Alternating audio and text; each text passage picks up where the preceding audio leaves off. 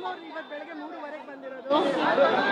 Cube ಬೇಗ upload ಆಗಿತ್ತು, UFO ಸ್ವಲ್ಪ ಟೈಮ್ ಆಯಿತು ಇವತ್ತು. ಅದೇ ಸ್ವಲ್ಪ ಟೆನ್ಷನಲ್ಲಿದ್ವಿ ಎಲ್ಲರೂ. ಬಟ್ ಲಾಸ್ಟ್ ಮೂಮೆಂಟಲ್ಲಿ ರೆಸ್ಪಾನ್ಸ್ ನೋಡಿ ಡೆಫಿನೆಟ್ಲಿ ತುಂಬ ಖುಷಿಯಾಗುತ್ತೆ.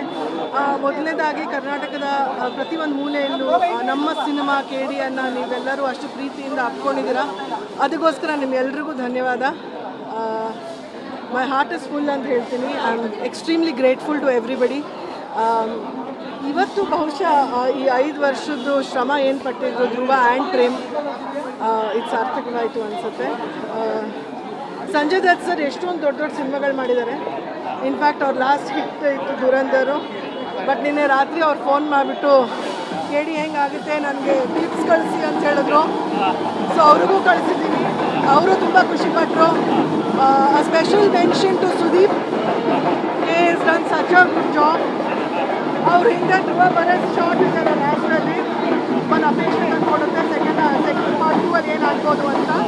So very happy. Thank you madam. Reshma performance ನೋಡಿದಾಗ ಭದ್ರಕಾಳಿ ಕಲಾಸ್ವಾಳ್ಯ ನೆನಪಾಗ್ತಾ ಇದೆ. ನಾನು ದರ್ಶನ ನಾಟಕ ಬರ್ತೀನಿ ಆ ಥರ ನೋಡಿದಾಗ ಡೆಫಿನೆಟ್ಲಿ ತುಂಬ ಖುಷಿ. ನಮ್ಮ ಮಗನ ಎಂಟ್ರಿ ಅಯ್ಯೋ